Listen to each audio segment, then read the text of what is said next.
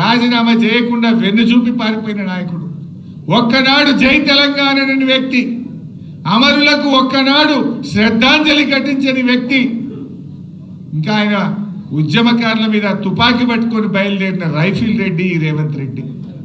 ఇంకొక నాయకుడున్నాడు ఈ రాష్ట్ర బీజేపీ అధ్యక్షుడు. ఆనాడు బీజేపీకి ఇద్దరే ఎమ్మెల్యేలు, ఎండల లక్ష్మీనారాయణ గారు, కిషన్ రెడ్డి గారు. తెలంగాణ కోసం రాజీనామా చేయాలంటే కేసీఆర్ గారు మేమందరం రాజీనామా చేసినాం. బీజేపీకి వెళ్ళి రాజీనామా చేయమంటే పాపం ఎండల లక్ష్మీనారాయణ గారు రాజీనామా చేసిండు. ఇదే కిషన్ రెడ్డి గారు ఆనాడు రాజీనామా చేయకుండా వెన్ను చూపి పారిపోయిన వ్యక్తి. అంటే బీజేపీ అధ్యక్షుడు ఆనాడు తెలంగాణ కోసం త్యాగం చేయలే, రాజీనామా చేయలే. అదేవిధంగా ఈనాటి ముఖ్యమంత్రి తెలంగాణ కోసం రాజీనామా చేయమంటే చేయకుండా పారిపోయిన వ్యక్తి. ఇవాళ వాళ్ళు కేసీఆర్ని విమర్శిస్తున్నారు, ఇవాళ వాళ్ళు బీఆర్ఎస్ పార్టీని విమర్శిస్తూ ఉన్నారు. బీఆర్ఎస్ఏ లేకపోతే, కేసీఆర్ఏ లేకపోతే 14 ఏళ్ళు ఈ పోరాటాన్ని కొనసాగించుండకపోతే, ఆమన్న నిరాహార దీక్ష పట్టుండకపోతే ఇవాళ తెలంగాణ వచ్చునా ఒక్కసారి గుండె మీద చేసుకొని ఆలోచించాలని కోరుతాను. తెలంగాణ ప్రజలు స్వయం పాలనలో ఆత్మ గౌరవంతో ఈరోజు తెలంగాణ ప్రజలు బతుకుతున్నారంటే గులాబీ జెండా అనే దానికి కారణం అని చెప్పి నేను గుర్తు చేస్తాను. ఈ గులాబీ జెండా పుట్టుండకపోతే ఇవాళ స్వయం పాలనలో ఆత్మ గౌరవంతో తెలంగాణ ప్రజలు బతుకుండే వల్ల. ఆ రోజు ఏమందరు తెలంగాణ వచ్చినాక కూడా అవమానపరిచిండ్రు.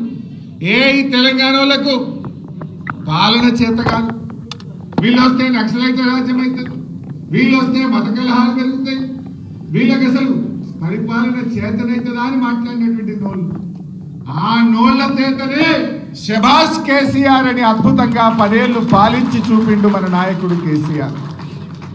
ఎంత అద్భుతంగా జరిగిందో కూడా మీకు తెలుసు. రాష్ట్రంలో 10 ఏళ్లలో ఏ రంగంలో చూసినా తెలంగాణ దేశానికి మార్గదర్శకంగా నిలిచింది. ఆనాడు కేసీఆర్ అభివృద్ధిలో ఈ రాష్ట్రాన్ని అగ్రగామిగా నిలిపితే ఈనాడు రేవంత్ రెడ్డి అబద్ధాలలో అగ్రగామిగా ఈ రాష్ట్రాన్ని నిలుపుతా ఉన్నాడు. కేసీఆర్కు రేవంత్ రెడ్డికి తేడా ఏంటంటే అభివృద్ధిలో కేసీఆర్ అగ్రగామి, అబద్ధాలు ఆడడంలో రేవంత్ రెడ్డి అగ్రగామిగా నిలిచింది. ఇవాళ ఈరోజు కూడా రాష్ట్ర అవతరణ వేడుకల్లో కూడా రేవంత్ రెడ్డి ఆయన ఉపన్యాసాల్లో అన్ని అబద్ధాల పరంపరనే. ఇవాళ ఆయన మాట్లాడుతూ అంటాడట, మహిళలకు 21,000 కోట్ల రూపాయల వడ్డీ లేని రుణం ఇచ్చిన అంటాడట. ఇచ్చినావా రేవంత్ రెడ్డి? నేను సవాల్ విసురుతున్నా, నువ్వు 21,000 కోట్ల వడ్డీ లేని రుణం ఇచ్చినట్టు జీవో చూపించు, ఆధారం చూపించు, నేను రాజీనామా చేయడానికి సిద్ధంగా ఉన్నా. నువ్వు ఇచ్చింది 21,000 కోట్లు వడ్డీతో కూడిన రుణాలు ఇచ్చినవు తప్ప అక్క చెల్లెలకు వడ్డీ లేని రుణాలు ఇవ్వలేదు. ఆ అక్క చెల్లెలను మోసం చేసినావు నువ్వు. ఇవాళ ఆయన మాట్లాడుతుండు 60,000 ఉద్యోగాలు ఇచ్చిన నోటిఫికేషన్లు చూపి, నీ ప్రభుత్వం వచ్చినాక ఉద్యోగాలకు 60,000 ఉద్యోగాలకు నువ్వు నోటిఫికేషన్లు ఇచ్చినట్టు చూపి రేవంత్ రెడ్డి. నువ్వు ఇచ్చింది కేవలం 10,000 మాత్రమే. ఆ మిగతా ఉద్యోగాలు కేసీఆర్ గారి నోటిఫికేషన్ ఇచ్చి, పరీక్ష పెట్టి, ఫలితాలు ఇచ్చి, ఫిజికల్ టెస్ట్ చేస్తే వాటికి కాయిదాలు పంచినవు తప్ప నువ్వు ఇచ్చింది కానే కాదు రేవంత్ రెడ్డి అని గుర్తుపెట్టుకో. అన్ని అబద్ధాలే. ఆయన మాట్లాడుతూ 275 లక్షల మెట్రిక్ టన్నుల పంట పండింది అన్నాడు. పండింది ఎవరి పుణ్యం? బీఆర్ఎస్ ప్రభుత్వ కృషి వల్ల, కేసీఆర్ యొక్క ముందు చూపుతో పండింది.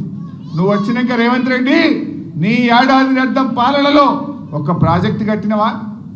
ఒక ప్రాజెక్టు పూర్తి చేసినవా? ఒక్క ఎకరానికి నీళ్ళు ఇచ్చినవా?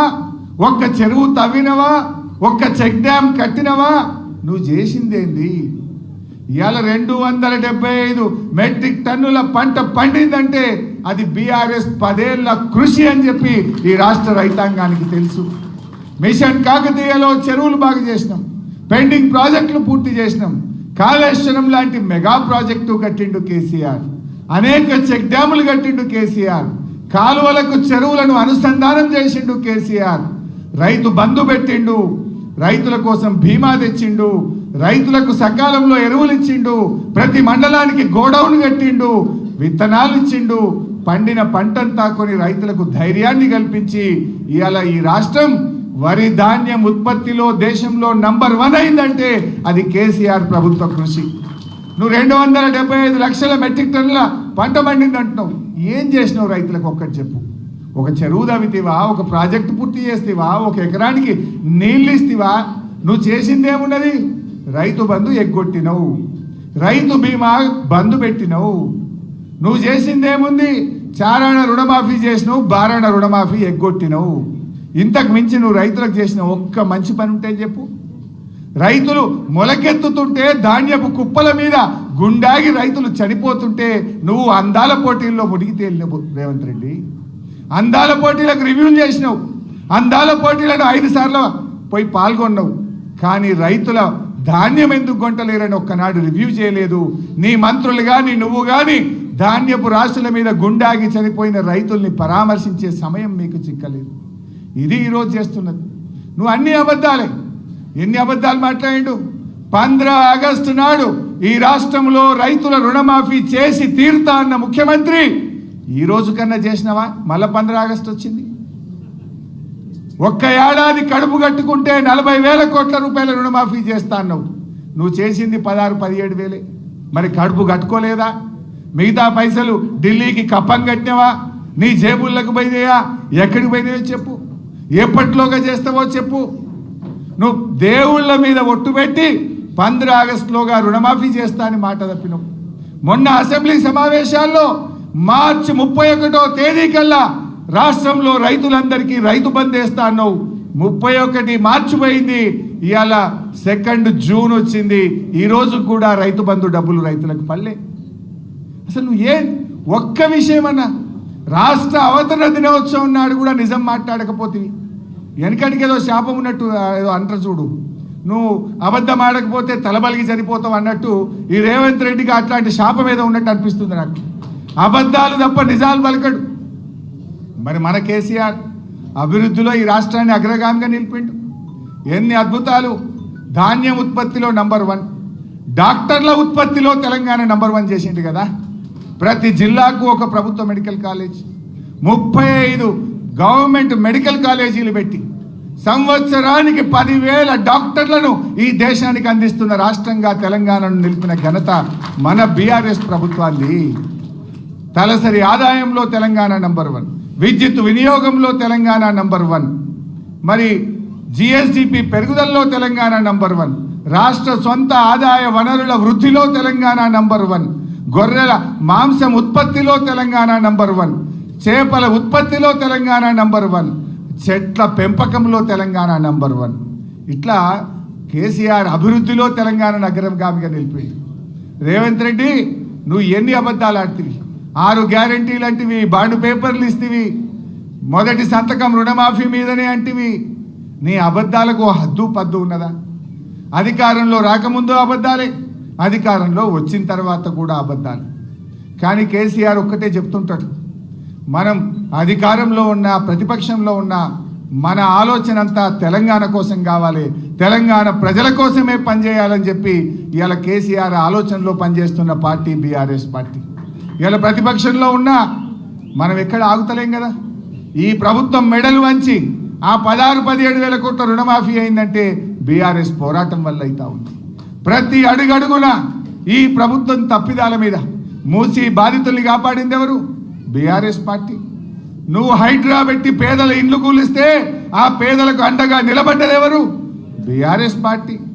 ఇవాళ నువ్వు చేసే అరాచకాలు ప్రతి విషయంలో కూడా బీఆర్ఎస్ ఇవాళ తెలంగాణ ప్రజలకు ఒక శ్రీరామ రక్షలాగా, ఒక కవచంలాగా నిలబడతా ఉంది. నువ్వు ఏం చేసినావు రేవంత్ రెడ్డి? నువ్వు 18 నెలలు అయింది, ఒక్క మంచి పని ఉన్నదా?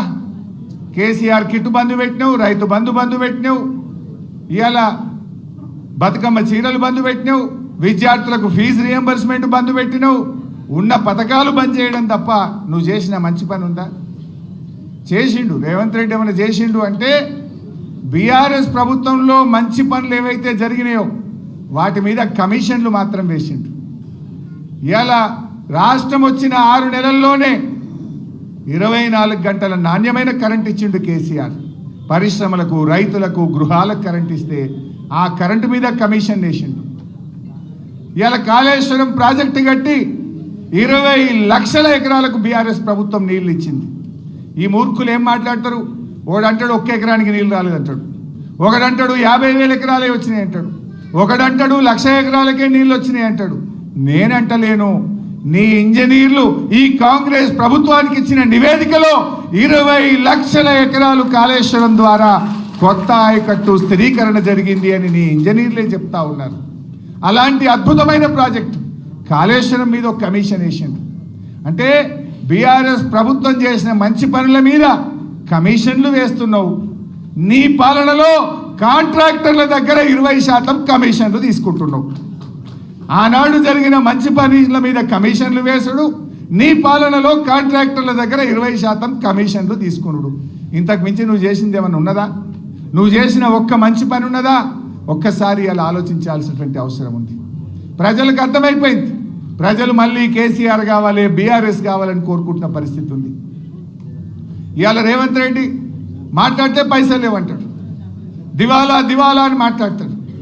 నా దృష్టిలో ఎవడైతే తెలంగాణ రాష్ట్రం దివాలా దివాలా అని మాట్లాడుతుండ్రో వాళ్ళంతా దివానాగాన్లే. దివానాగాడు ఎవడన్నా అయితేనే వాడు దివాలా అని మాట్లాడతాడు.